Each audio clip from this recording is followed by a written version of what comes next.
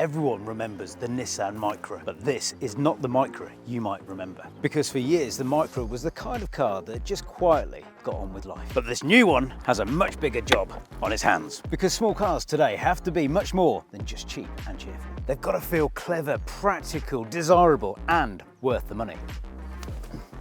So in this video, we're not just looking at what's new. We're finding out if Nissan has actually brought back the Micra in a way that actually makes sense for modern life. Because if they've got this right, this could be one of the most important smaller electric cars they've launched in years. Have Nissan made, or copy and pasted, a small car that everyone will be happy with?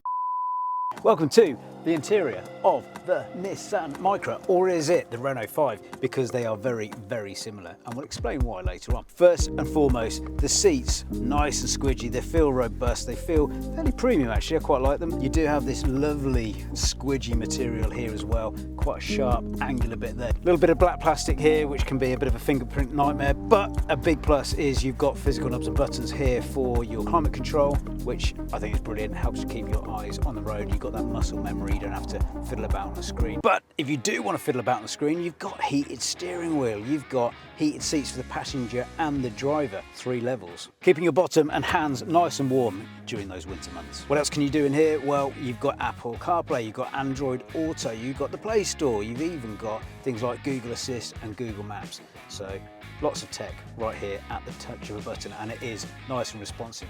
They've got the volume buttons up here, which seems a bit weird. Why not have it down here? You can also adjust your volume around here on the steering wheel. Let's talk about the monitor as well, because this is very reactive. You can gamify it by having eco driving. It rates you based on your acceleration, your speed, your anticipation. So good for marking your driving out of 10. So are you an A-star driver or are you a hard fail? This car will tell you. Have you ever copied someone's homework? No, me neither. But the reason I ask you that question is because that's what I think's happened with this car. I feel like Nissan have copied the homework of Renault, the Renault 5 to be specific. And why not? Because that was a brilliant car. And from the outside, it looks very, very similar, apart from the headlights and the rear lights. From the side, very, very similar. From the interior, almost identical, apart from this guy here. Take away this badge and you're not quite sure if it's the Renault 5 or the Nissan Micra. If you want to check out our Renault 5 review, head over to Select Car Leasing's YouTube and check it out over there. Regardless of all that, this is a brilliant little car and a bit like an exam. The Sustainable Dad, me, Rick Bullermere, is going to grade this car from A to F. What gets a hard F and what gets a straight A? Let's tell you more about this car, because it has been incredibly efficient. 4 miles per kilowatt hour we got on a long motorway drive, which is very good, and that was with the car fully laden as well. Pause here for the stats. Right, let's crack on. Let's talk about storage, because you've got a nice little cubby hole here for your phone, which charges it wirelessly. You've also got a USB-C port and another USB-C port. You can also attach your phone into the system there. You've got a 12 volt. You've also got a weird little cubby hole here, which I don't know what it's for. It barely fits the car key. It barely fits your ZapMap card. By the way, if you're going electric, make sure you've got the ZapMap app on your phone, which makes charging a piece of cake. Glove box, oh yes, of course it's got a glove box, and it's reasonably deep in there. Plenty of room in there. You've got an auto brake and a handbrake as well. Down here, tiny little space, lovely material along here as well. Underneath the armrest here, you've got a little bit of storage, also room for the Select Car Leasing coffee mug, and also plenty of room for your big water bottle.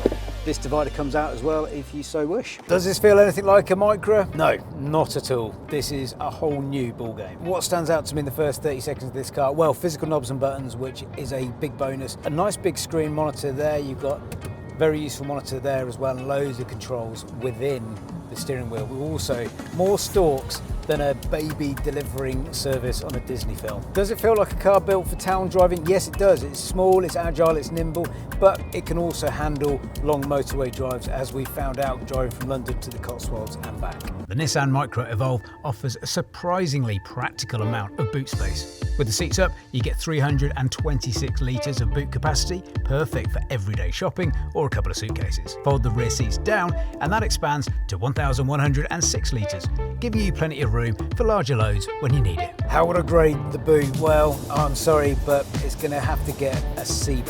That's not bad. it's still a pass. It still does what you need it to do, but it's not massive boom. I think there's a few bits they could have eked out a bit more space and got their grade up. And there's no frunk. So you've got your gear select up here. So up there to get into reverse, down there to get into drive, and then you're just kind of hovering around there, hoping it goes into neutral. Here you've also got your windscreen wipers. And on occasion, I have been trying to get into gear and put on the windscreen wipers and look like a right wally. And also down on the side here, you've got your volume button, which can also adjust through the various different radio stations, which is quite handy to help keep your eyes on the road. There is no head-up display, but it doesn't really matter because you've got this lovely, great big screen in front of you, giving you various information. You can even project your navigation straight onto this monitor here, so you can have it there and there. This is a V2L adapter, and it basically allows you to charge things on the go using the big battery in this car. So you plug this in to the charging port, like so, and then simply stick your 3-pin plug in there, and it's coffee time. Let's talk a little bit more about the controls in here. You've got lots of different options here, so you can flick through your modes, you can put your drive assist on, you can put your cruise control on, you can flick through and see how much energy you're using. So I've been getting about 4 to 4.3 miles per kilowatt hour in this car, which is very efficient. Can you do a long road trip in this car? 100%, and we have done. We've driven from London to the Cotswolds to Bristol and back.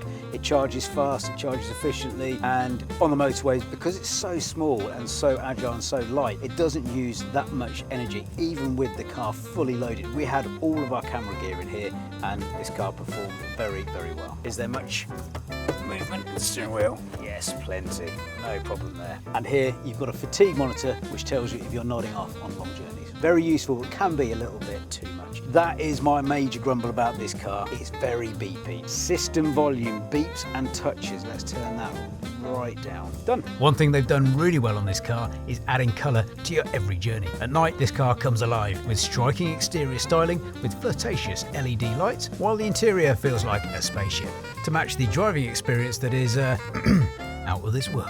If you're into your beats, your tunes, etc., don't worry, because you have got a Harman Kardon sound system. Plenty of movement here, and it is a pump up the jam job, or pump down the jam. Quite like this roof, which is absolutely identical to the Renault 5. I think the only real noticeable difference between this and the Renault 5 is the fact that you've got flappy paddles here, which means you can control your level of regenerative braking, which helps you to recuperate more energy back into the battery. Very useful. You've also got a button here for your drive mode select. So you've got Perso, which is personal comfort. You've got Eco, great on long road trips, and Sport, if you want to really rip it around. When it's in Sport, it really wants to go. How does it feel to drive? Well, it's light, it's agile, it's accurate. The steering does exactly what you need it to do, which is always a bonus. It is so nimble. Suspension is good. It feels like a premium drive. Easily quick enough for pretty much anything you need it to do. It's not lightning fast 0 to 60, but it's no slouch. On a dual carriageway, this absolutely masters it. It's got lane keep assist, adaptive cruise control, all those modern gizmos that make long distance driving a bit of a faff and a bit of a pain, but it does it for you. Home charging on one of these costs about, well, for a full charge, less than a Tesco meal deal. First time I've sat in the back. Good on headroom, not so great on legroom, even for someone short like me. You can bring your Select Car Leasing rug as well to keep you nice and warm. Oh, you've got Isofix here and here, easily accessible as well. Nice bit of storage here, no storage in the side door bins. Do the windows go all the way down? No, they don't. I'm going to mark it with a C- in the back here, because while it has got lots of headroom, it's a bit tight on the knee room, and there's also no charging port. If I was a new driver and I got one of these, I'd be absolutely over the moon. If I was downsizing, equally, this is a brilliant car. Plenty of room in the back for kids and shorter adults. If you're very tall, you might struggle a little bit. The whole driving experience has been really good. The only thing I struggle with a little bit is the gears. It's sometimes struggles to get into reverse, struggles to get into drives. I want to be able to press there to put it into park, exactly like in the Renault 5, but you have to use this park brake there, and it's just a little bit awkward. That's my only grumble. I'd say this car's at its best around town, but you could easily do a big long road trip in this as well. Have Nissan made, or copy and pasted, a small car that everyone will be happy with? Yes, they have. For driving feel, it's hard to mark this car down. I'd give it a solid B+. I'd give the cockpit a good B-. I think I like these screens. I don't like the fact that the volume button is up there because you could easily miss that, and it's down here on here. So it's good for the driver to change the volume. I love the fact that it's got these physical knobs and buttons. I like the storage facilities here as well. I've no idea what this little cubby hole is for. You can't even fit the key in there, so that's why I've marked it down slightly. And remember, if this car doesn't float your boat, there are plenty of other lease deals available on Select's newly revamped website. Oh, and you can turn the car around, change the colour, and read full reviews. Remember to unsubscribe if you don't want to discover the car of your dreams.